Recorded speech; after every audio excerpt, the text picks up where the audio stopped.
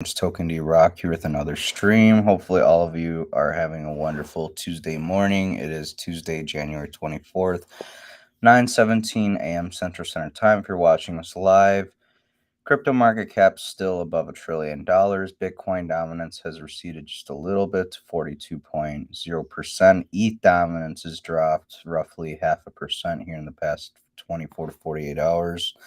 Something to possibly pay attention to. Bitcoin trading right around 22,900, ETH right around 1,600, BNB at 314, Cardano at 37.5 cents, Dogecoin at 8.8 cents, Solana at $24, Matic back below $1. Taking a look at the Dow Jones Industrial Average, we have swung a little bit here in the past hour or so that the market has opened. Seems to be that we've dropped roughly 200 points, but have since regained momentum, or at least the bulls have. Here on the hourly time frame, taking a look at the minute chart, or the minute chart for Bitcoin, can see some price action that looks to be going to the downside, if you ask me. Again, not financial advice, but I do think we're going to have some sort of correction here before we do potentially slash possibly head higher. So be wary, be careful about going long on Bitcoin right now. I do think with the Federal Reserve meeting coming in about a week's time, along with earnings for quarter four of 2022 for some companies coming out here in the next week or so, I do think we could see the market tank significantly. But again, not financial advice. Taking a look at Bitcoin's hourly chart, things are not looking too hot. We did peak, back around 23,400 not too long ago, but are we losing steam? Are we losing momentum? Time will tell. Taking a look at the daily chart again, things not looking too great for Bitcoin. Things could be better, things could be worse, but overall, I think market will see some downturn here in the next week or two. I think it's inevitable. Everything that's coming to a head. We have DXY trending upwards for the daily. Again, if this rips to the upside the next few weeks, we could see the stock market and crypto tank. But if this continues in the downtrend that it seems to be, we can expect more or less some more rallying out of stocks and crypto. So pay attention towards that. As we discussed yesterday in our stream, funnily enough, I actually only had my camera on the screen, or I only had my face on the screen, so to speak. I didn't have the actual stream of the tweets and everything, so I apologize for that stupidity that occurred yesterday. We all make mistakes. We're human. We're fallible. But we did discuss, however, in Pennsylvania, the first nuclear-powered Bitcoin mining center in America is to be opened there, according to Finbold. Pretty crazy stuff. Bitcoin going nuclear, literally and figuratively. The adoption and everything, I think Bitcoin is going nuclear in more senses than just one. Prince Philip of Serbia saying Bitcoin will outcompete all fiat currencies. I think that's a rather accurate assessment. I mean, fiat currencies that aren't backed by anything, uh, they're going to zero, as Dan Pena refers to Bitcoin going to zero. I think that currencies are going to zero. U.S. Congressman Mr. Emmer saying Bitcoin and crypto restore liberty and choice to the individuals. I wholeheartedly agree. Could he potentially be a Trojan horse of some sort? Again, time will tell. Is he truly on our side, like Cynthia Loomis and many other senators slash congresspeople that claim to be pro Bitcoin? Are they just secretly Trojan horses? Again, time will tell.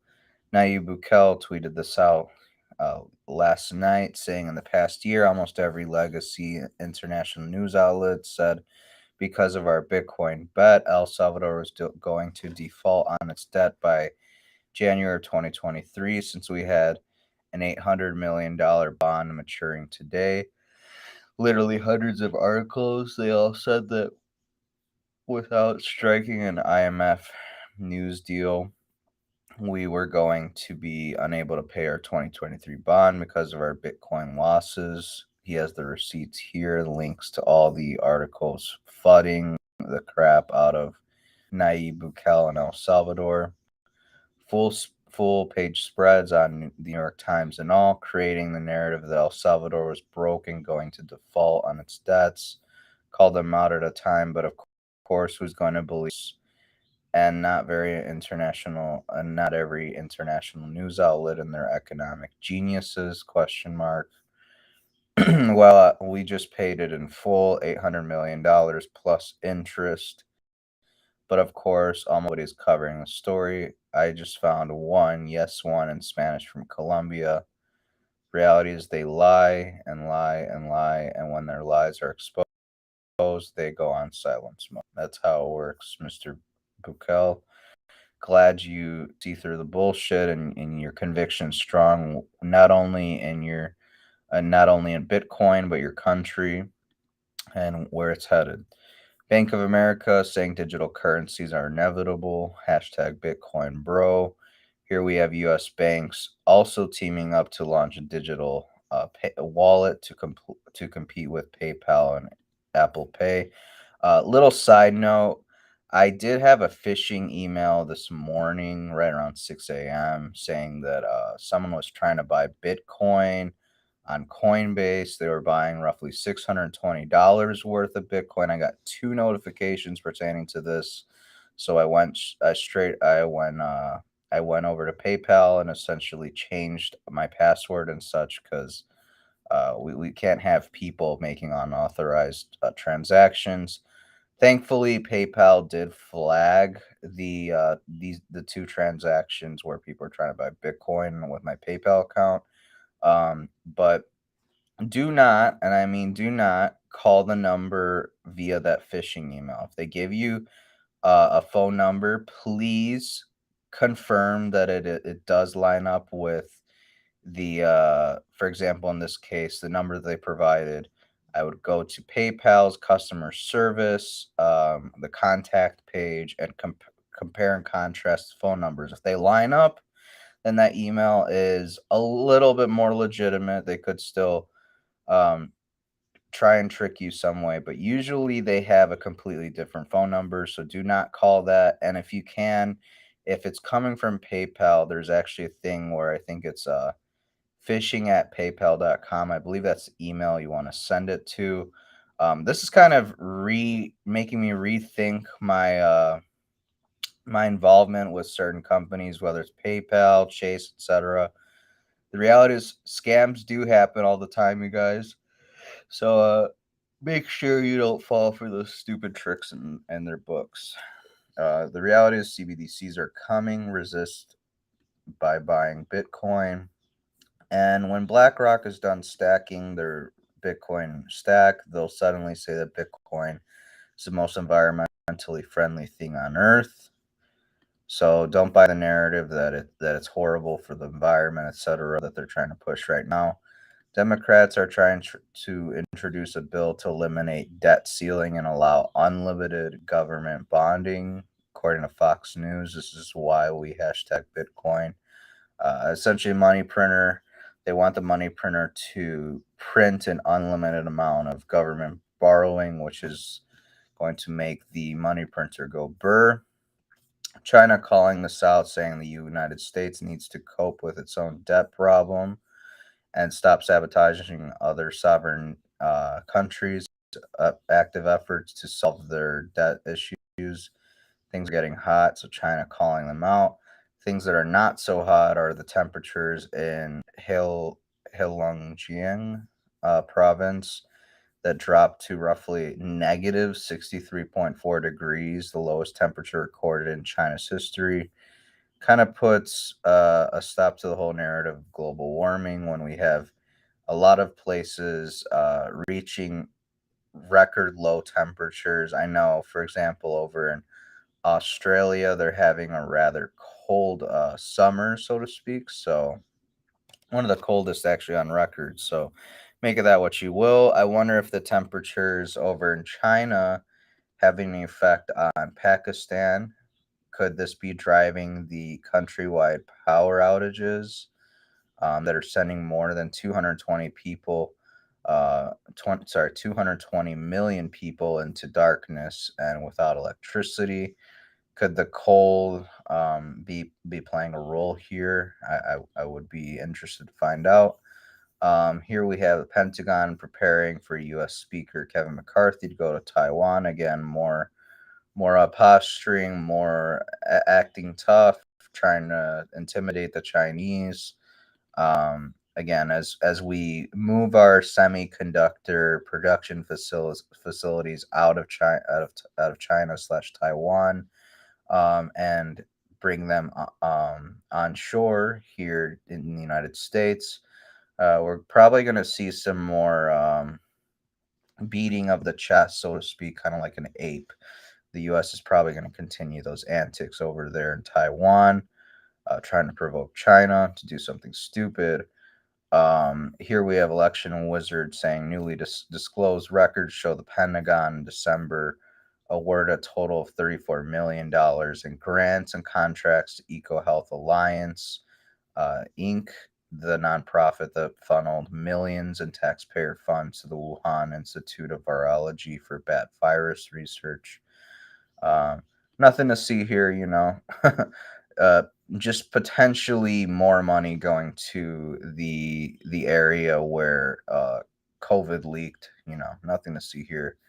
And it's important to note that natural immunity suddenly stopped being a thing the moment they wanted everyone to take a medical procedure that was extremely profitable and very experimental. Government science is very amazing. Here we have Ron Paul with a clip. If you read deep into the article, they do definitely shred, as Zero Hedge put it, this bivalent COVID booster.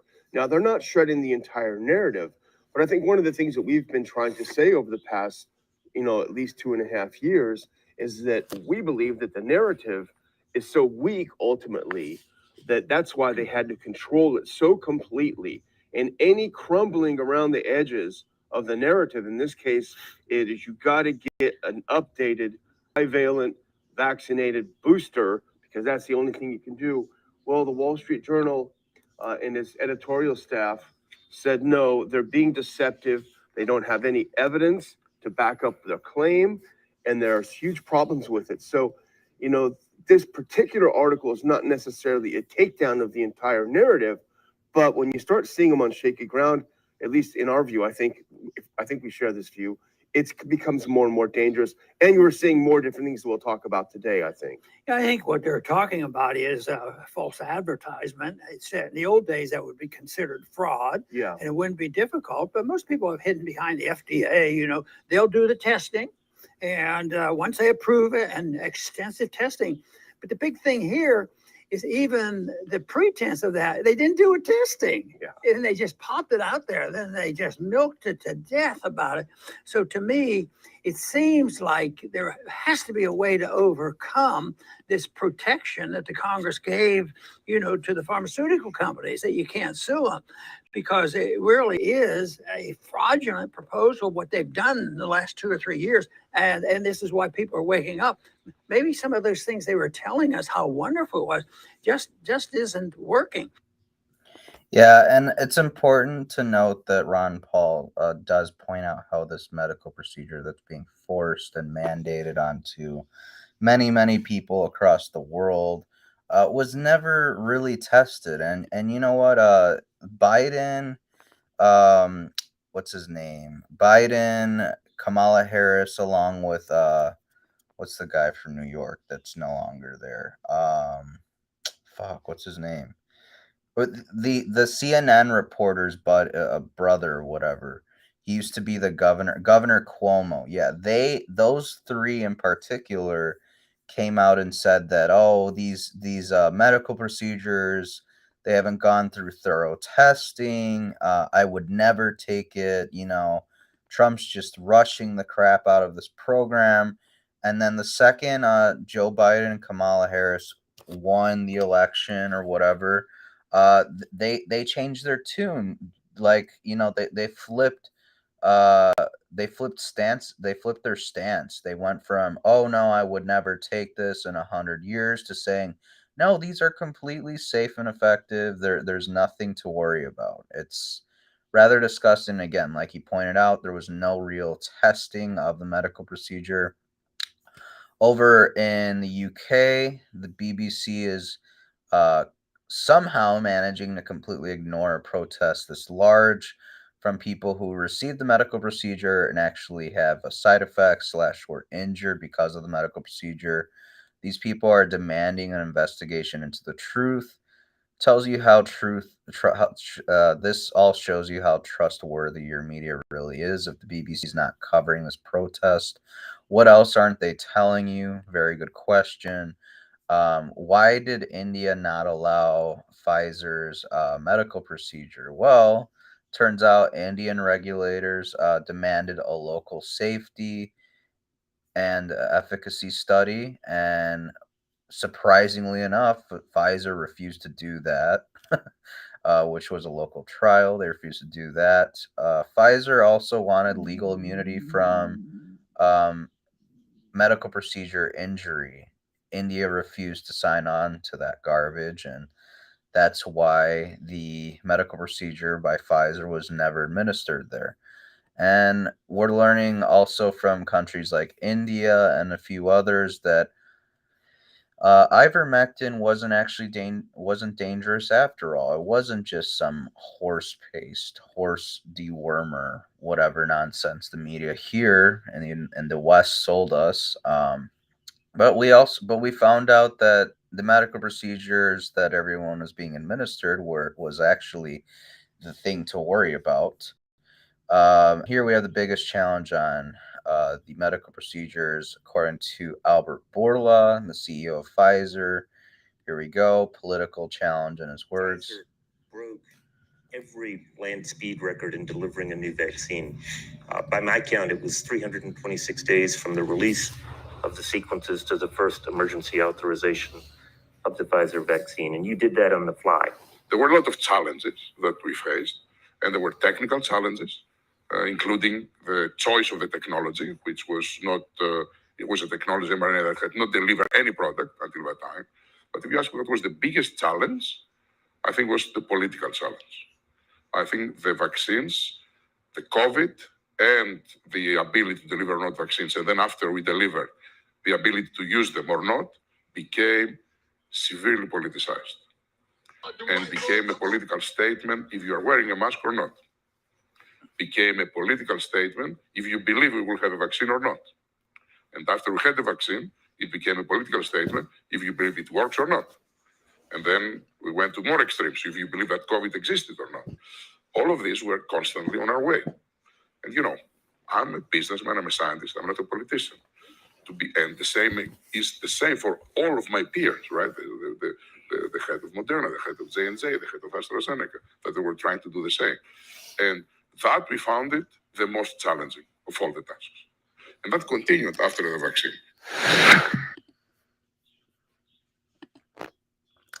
The reality is, Mr. Borla, is the reality is that you guys made it political. You guys basically said, oh, if you refuse to take this medical procedure for whatever reason, whether religious reason or not, or maybe you just don't believe that it's as if the medical procedure is as effective as is being sold. Oh, well, you're a conspiracy theorist. Oh, well, you're an anti-vaxxer. Oh, you're you're anti-science.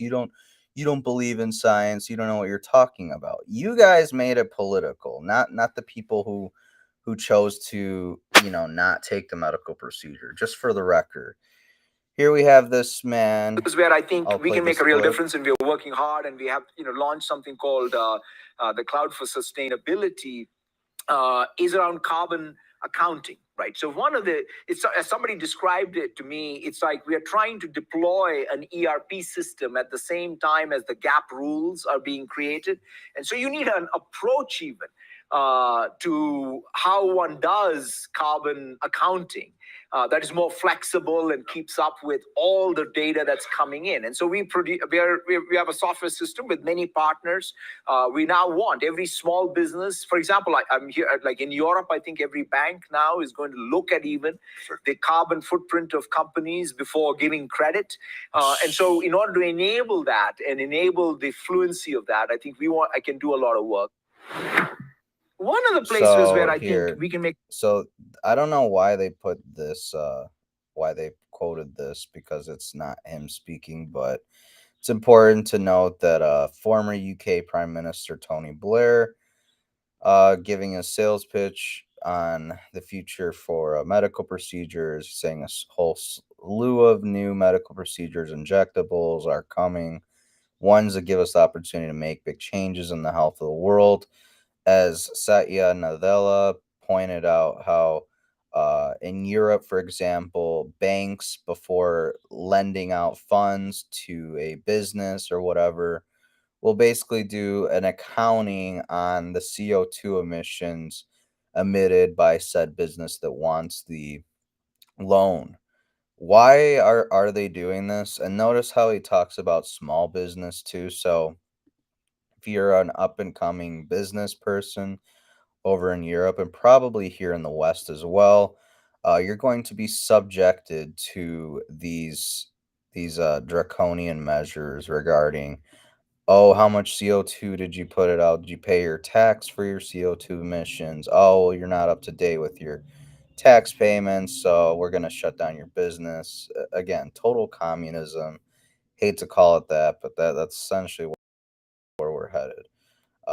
Leal, over on Twitter, put how she first thought, when she received this, vindicated. The second was for all her friends and family, said that she was lying, and she's been sitting on this for a few days thinking about what she wanted to say. For all of you who didn't back me up from the beginning, for those who told me, here we have a medical procedure injury support program, basically writing a letter to Leia and saying, first and foremost, we'd like to offer you our deepest sympathies for your ongoing health struggles. We wish you the strength and support to sustain you during this difficult time and wish to thank you for submitting a claim with the Medical Procedure Injury Support Program, or VISP.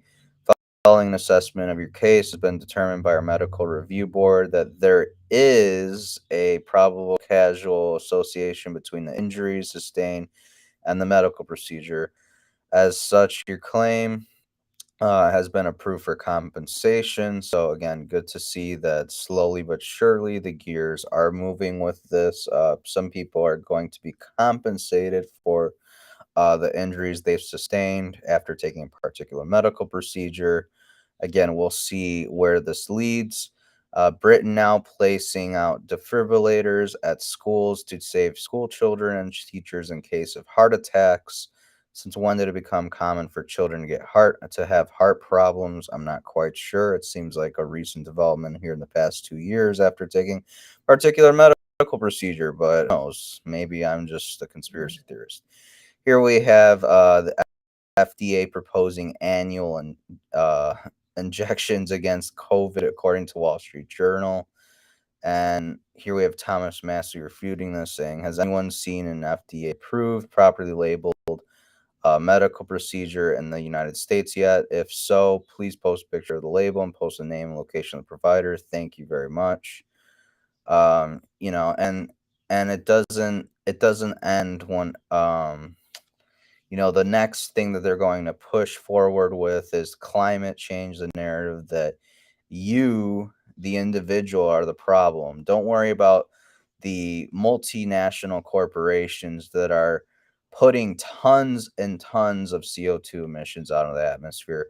Don't worry about all the people flying to Davos and Sweden to essentially don't mind all these people flying on their private jets. They're not the issue. You're the issue because you're playing too much video games. You have the lights on, too many hours of the day. You use your car too much. You're such a polluter. It's not the wealthy elites. It's not the multinational corporations. You peasants are the problem.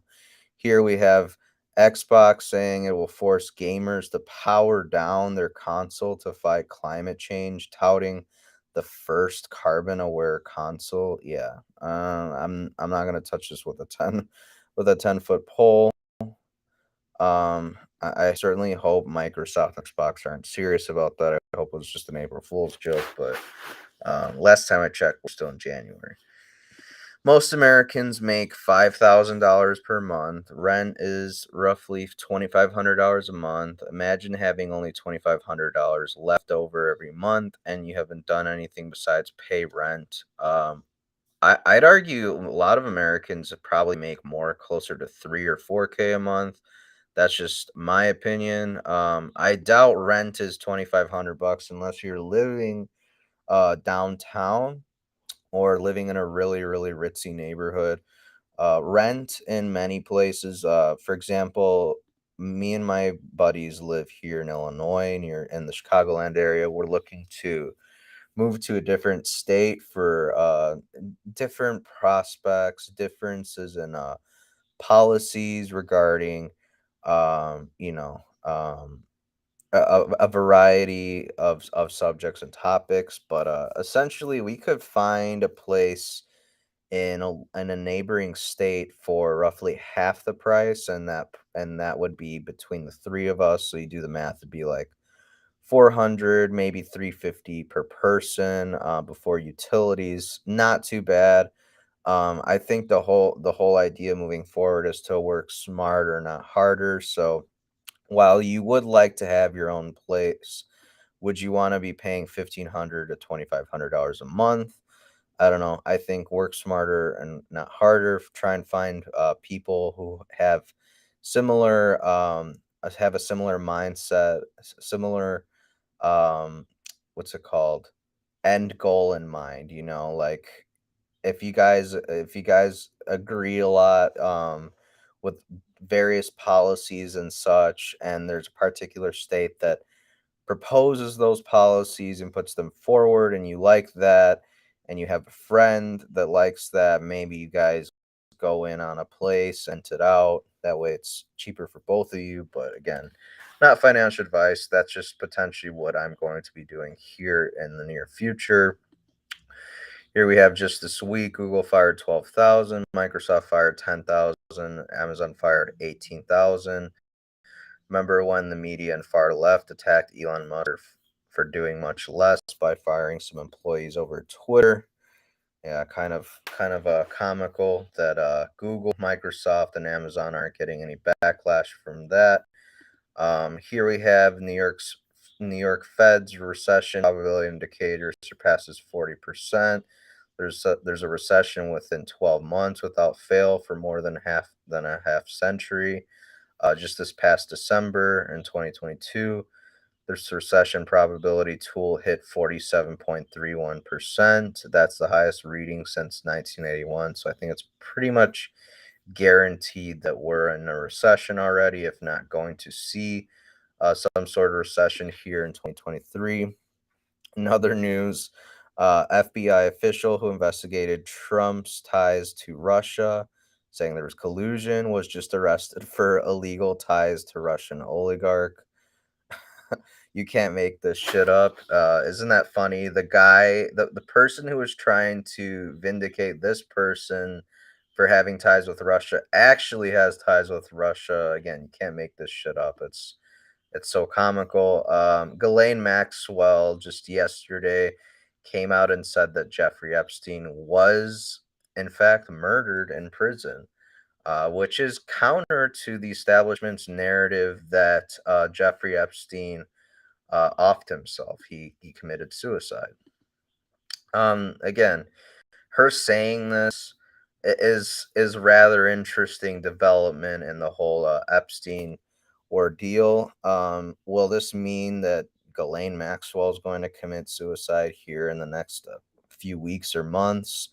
I would not be surprised, but I would I would like to hear what else Ghislaine Maxwell thinks, um or what's on her mind, after pondering for some time over there in the prison cell. We'll see if that story develops. Again, we'll see if this lady and her and her friends have anything to say about Ghislaine Maxwell's statement, or if they do anything about it. Here's one of the last things I want to show you guys. 110 Americans died from fentanyl ODs in the past 12 months. Uh, According to the CDC, FBI says 455 Americans were with a rifle in 1 year. Not all of the rifles used in these killings were AR-15s. FBI also says that 662 people were killed with hands, fists, or feet during that time period.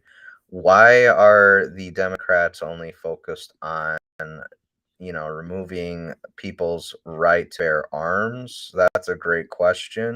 When the number of people, again, while it is tragic that these people were killed by a rifle, it's important to note that uh, you know, over 100x amount of people, over 100 times the same amount of people actually die from fentanyl overdoses. So, if you ask me, I think fentanyl overdoses is a bigger issue because it affects way more people. We're talking less than 500 people died from a rifle in a year span in comparison to 110,000. Yeah, I'm gonna go with the thing that's killing over 100,000 people per year over the thing that's killing less than 500. But that's just me. My apologies, my condolences to anybody who's lost a family member to being shot with a rifle or whatever. I'm sorry, but I do think we need to control these fentanyl overdoses and such. I think that's a bigger task at hand, but that's just my opinion. Let me know what you guys think down below. Last thing I want to say is the end goal isn't just achieving financial freedom, you guys. It's about unlocking time freedom, the liberty to spend your time doing whatever you love, whenever you want, with the people you love most. That's the ultimate goal. I'll leave it there, you guys. Hopefully, you guys enjoyed the stream, found it entertaining, education, informative, any of the above. Please like and subscribe, hit the notification bell to be notified live when we go. Sorry. Please hit notification bell to be notified when we go live next, which will be tomorrow, 9:15, 9:30 a.m. Central Standard Time. Until then,